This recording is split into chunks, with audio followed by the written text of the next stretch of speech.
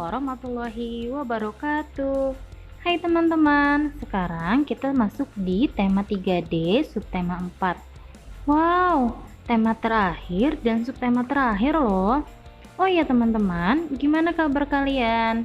Semoga di pembelajaran terakhir kita ini sebelum masuk PAS, teman-teman masih semangat ya.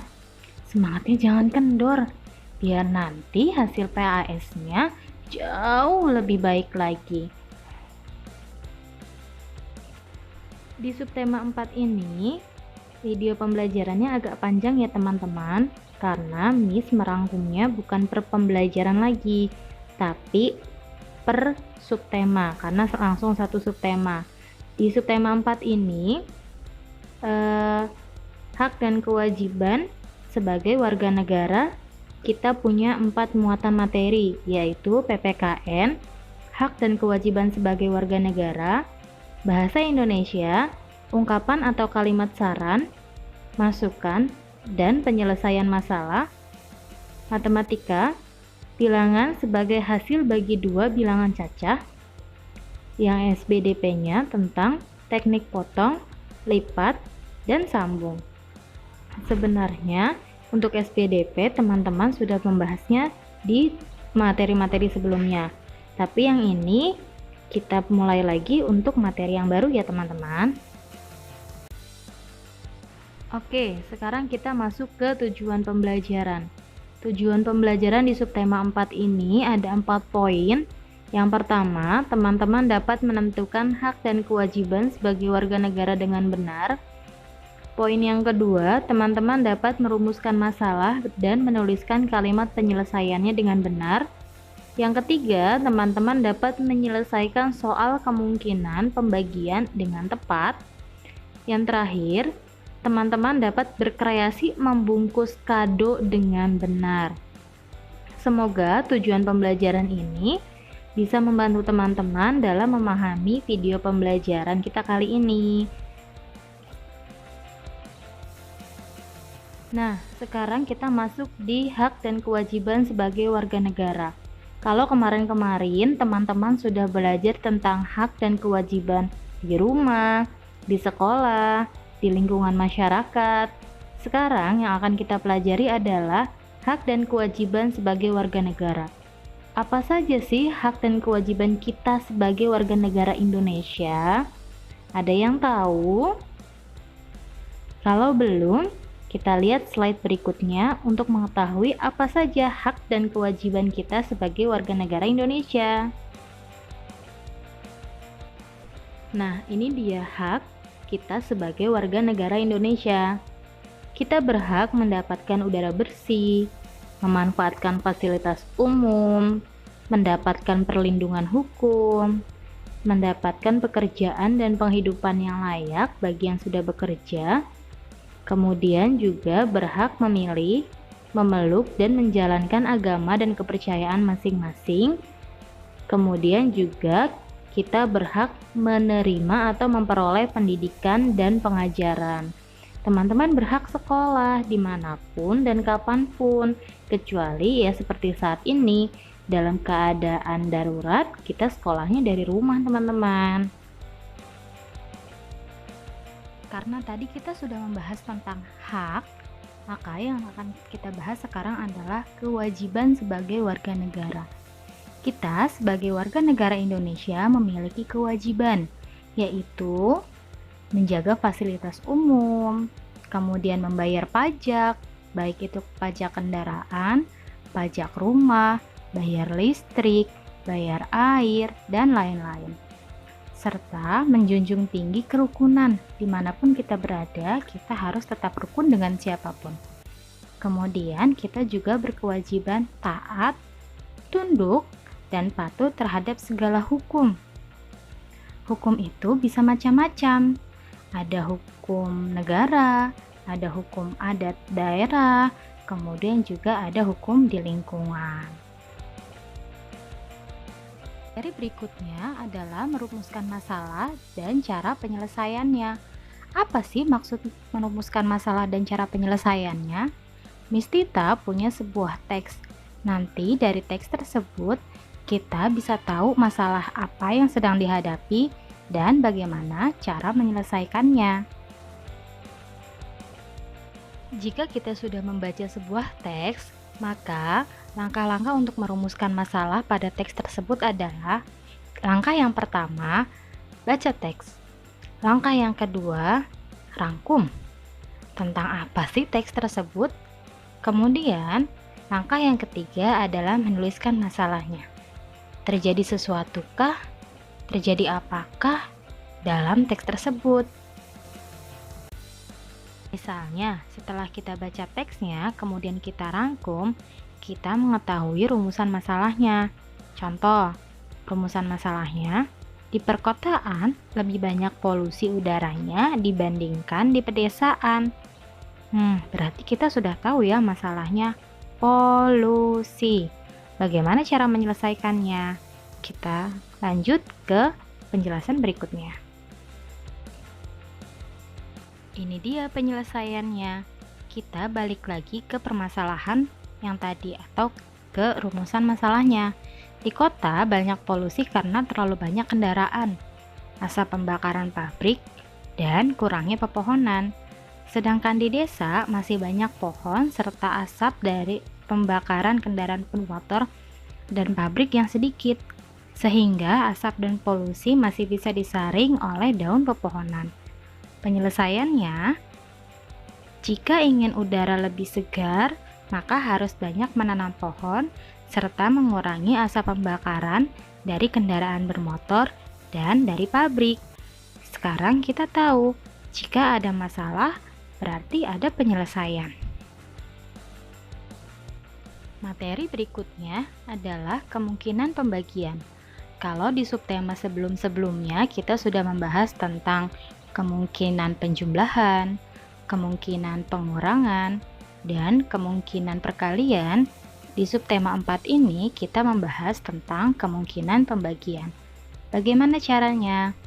Caranya akan kita bahas satu persatu.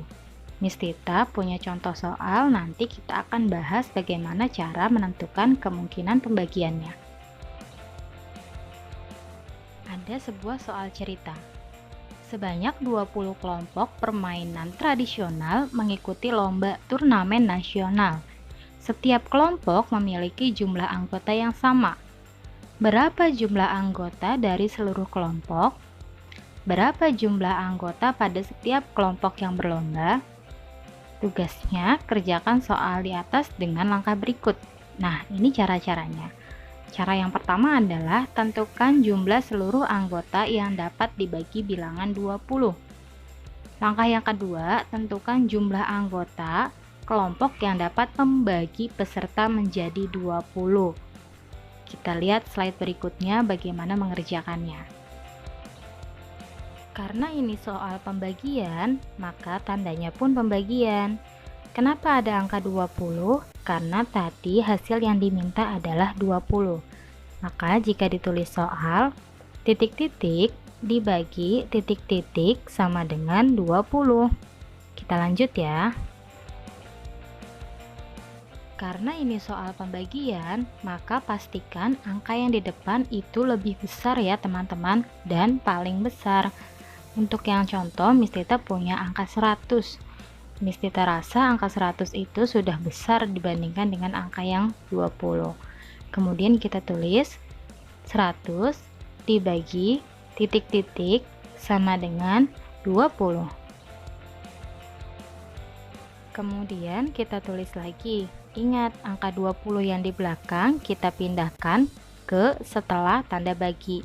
Menjadi 100 dibagi 20 sama dengan titik-titik.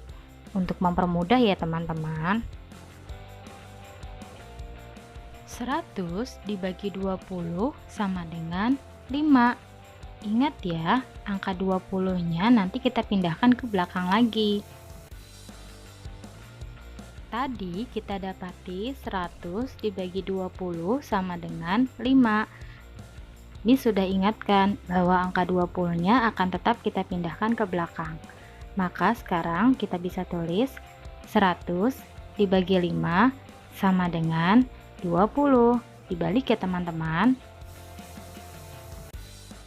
Dari cara yang tadi dapat kita simpulkan 100 dibagi 5 sama dengan 20. 100 anggota keseluruhnya, 5 anggota setiap kelompok. Untuk penjelasan yang tadi, ada 3 tugas yang harus teman-teman kerjakan. Tugasnya berdasarkan teks yang ada di slide berikutnya. Kita saksikan ya. Baca instruksinya dengan baik. Jawablah pertanyaan berikut. Tulislah jawabanmu pada buku tulismu dan kirimkan hasil tugasmu via link seperti biasa. Teksnya, di perkotaan terdapat 30 pabrik yang menghasilkan banyak asap pembakaran. Asap pembakaran membuat udara menjadi tidak segar dan mengakibatkan beberapa penyakit seperti batuk, infeksi pernafasan, dan asma. Dari teks tersebut, teman-teman punya 3 tugas.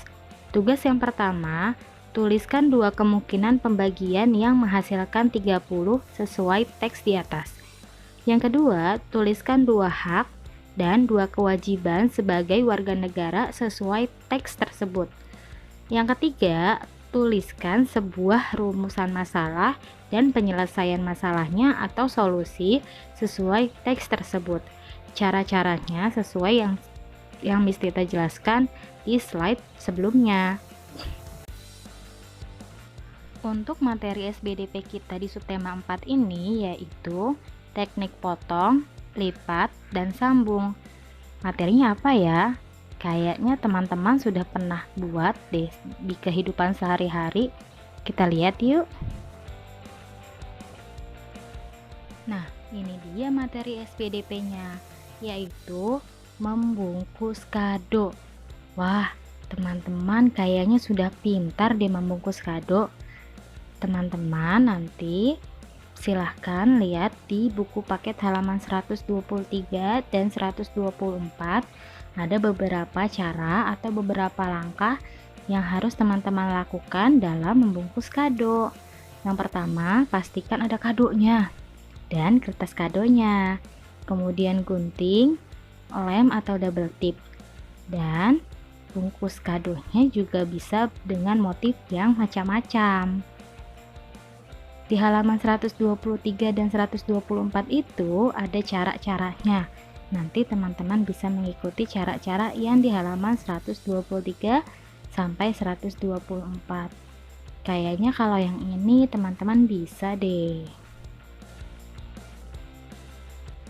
Oke, setelah menyaksikan video yang tadi, tugas yang kedua ini, teman-teman memiliki tugas membungkus kado. Apapun kadonya, yang mudah saja.